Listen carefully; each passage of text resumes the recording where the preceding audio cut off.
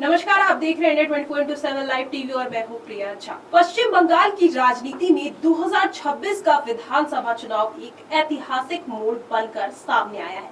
पहली बार सत्ता परिवर्तन हुआ और शुवेंदु अधिकारी के नेतृत्व में बीजेपी सरकार ने शपथ ली। वहीं 15 साल तक सत्ता में रही ऑल इंडिया तृणमूल कांग्रेस अब विपक्ष की भूमिका में है, लेकिन चुनाव परिणामों के बाद भी राज्य की राजनीति शांत नहीं हुई। एक मुद्दा लगातार सुर्खियों में है, एसआईआर यानी special intensive revision of voter list. यही मुद्दा अब अदालत, चुनाव आयोग और राजनीतिक दलों के बीच सबसे बड़ा विवाद बन गया है।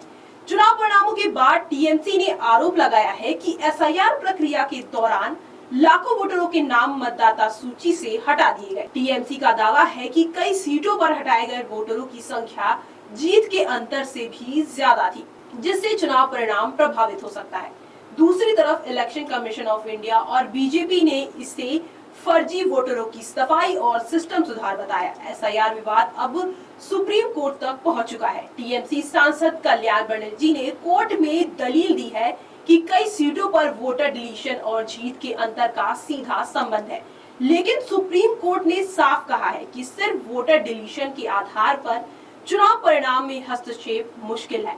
जब तक ठोस सबूत न हो, कोर्ट ने यह भी कहा है कि अगर चुनाव परिणाम पर असर का दावा करना है तो अलग याचिका दाखिल करनी होगी। चुनाव आयोग ने कोर्ट में कहा कि एसआईआर पूरी तरह कानूनी प्रक्रिया के तहत हुआ। जिन वोटरों के नाम हटाए गए हैं उन्हें नोटिस और अपील का अवसर दिया गया। आयोग का तर्क है कि यह प्रक्रिया किसी राजनीतिक उद्देश्य से नहीं, बल्कि मतदाता सूची को शुद्ध करने के लिए थी। बीजेपी ने एसआईआर को चुनाव सुधार का हिस्सा बताया। पार्टी का कहना है कि बंगाल में वर्षों से फर्जी वोटर सिस्टम मौजूद था, जिसे एसआईआर ने खत्म किया। बीजेपी ने टीएमसी के आरोपों को हार से उपजा राजनीतिक नैरेटिव बताया। मीडिया रिपोर्ट्स में सामने आया कि कई सीटों पर हटाए गए वोटरों की संख्या और जीत का अंतर बेहद करीब या उससे ज्यादा था। कुछ रिपोर्ट्स के अनुसार लगभग 50 सीटों पर विवादित वोटरों की संख्या जीत के अंतर से ज्यादा पाई गई। The economic of India, the times of India की रिपोर्ट्स का यह विश्लेषण सामने आया कि दर्जनों सीटें बेहद करीबी मुकाबले वाली थी, लेकिन विशेषज्ञ यह भी कहते हैं कि डिलीट वोट किसे जाते हैं यह तय नहीं किया जा सकता, इसलिए सीधा नतीजों से जोड़ना आसान नहीं है। टीएमसी का आरोप है कि एसआईआर प्रक्रिया सीमावर्ती जिलों और अल्पसंख्यक बहुल क्षेत्रों में ज्यादा प्रभावित रही।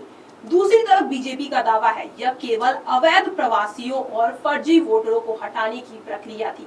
यह मुद्दा अब केवल चुनावी नहीं, बल्कि पहचान, नागरिकता और सीमा सुरक्षा की राजनीति से भी जुड़ गया है। विशेषज्ञ मानते हैं कि बीजेपी की जीत केवल एसआईआर पर आधारित नहीं है। पार्टी की मजबूत संगठनात्मक रणनीति, केंद्र की एंटी इकम्बेंसी और राजनीतिक नैरेटिव ने भी बड़ी भूमिका निभाई है। रॉयटर्स के अनुसार बीजेपी ने भारी बहुमत हासिल किया, जबकि टीएमसी को करारी हार मिली।